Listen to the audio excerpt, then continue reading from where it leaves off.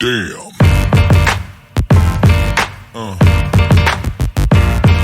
Yeah.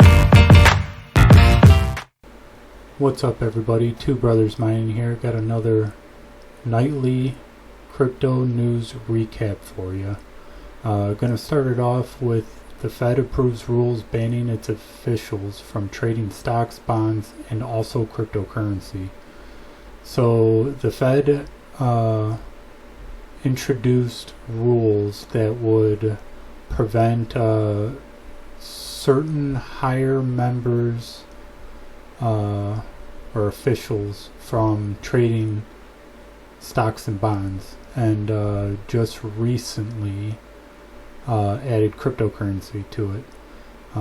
They're doing this basically because there's been some controversy from last year where several officials traded positions just ahead of the Fed's extraordinary measures to help the economy through the COVID crisis. So when the stock market just tanked and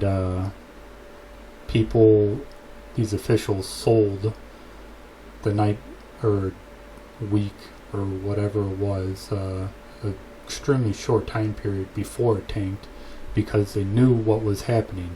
Now they claimed they didn't. They had, their wife, their son, their husband, whatever, do their trading. But come on, you're not going to tell your wife, your husband, your significant other, whatever, that, oh yeah, I just made a cool $10 million in the stock market and it's going to crash, so I sold it all.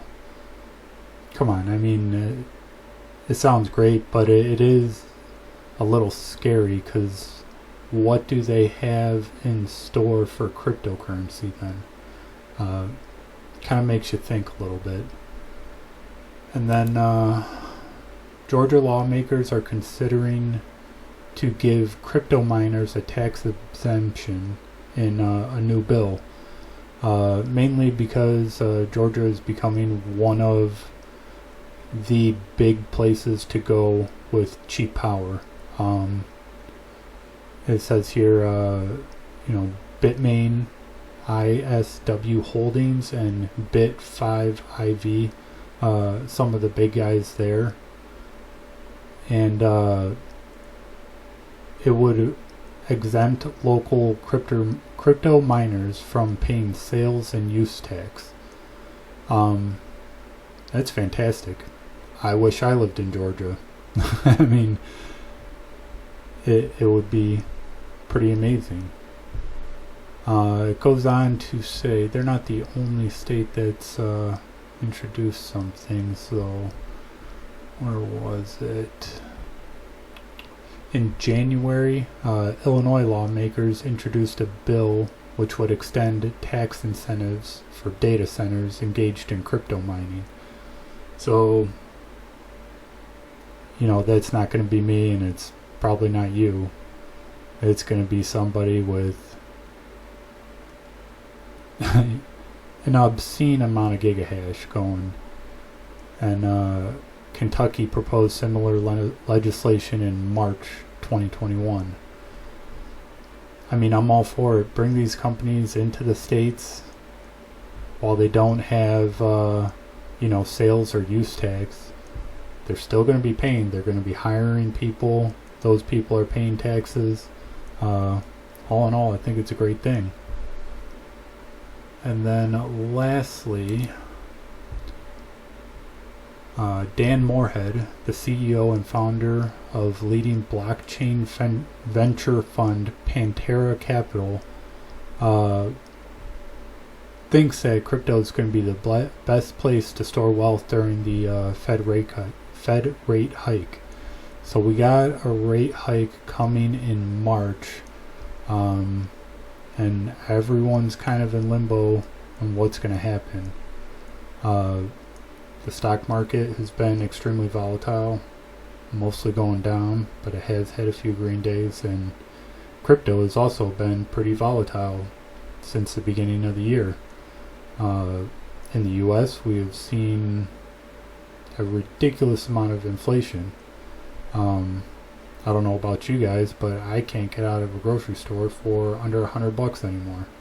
It's insane, and I'm not changing the stuff that I buy. It's just everything's getting more expensive. But he claims that the stock market isn't.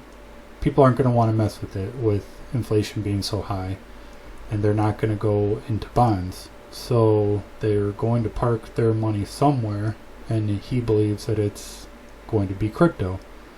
But he goes on to say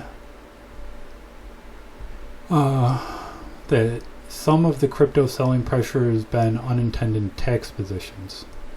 I can agree on that. A lot of people made a lot of money last year in crypto, but you got to pay your taxes. So they're selling off some of those assets to do that. He also noted that there could be a lot of ups and downs before the crypto market goes on a surge. I hope he's right. I mean, I don't do a whole lot of trading. I hope to get into it a little bit more, but I just hold. The price doesn't matter to me a whole lot right now because I'm in it for the long run. And I know a lot of people are. So, great. More people getting into it. Sounds good to me. It's wider adoption. That's kind of what I've been preaching lately. And let's just take a quick look at the market here. Came back a little bit maybe, but Bitcoin's been struggling around that 40,000 mark for since yesterday, I believe. And ETH is still around 2,800, so hopefully we got some green days ahead of us, but again, doesn't worry me too much. I'm in it for the long run. Hope you guys enjoyed this. Have a great night, and I will see you tomorrow with another crypto news recap. Stay safe and stay tuned.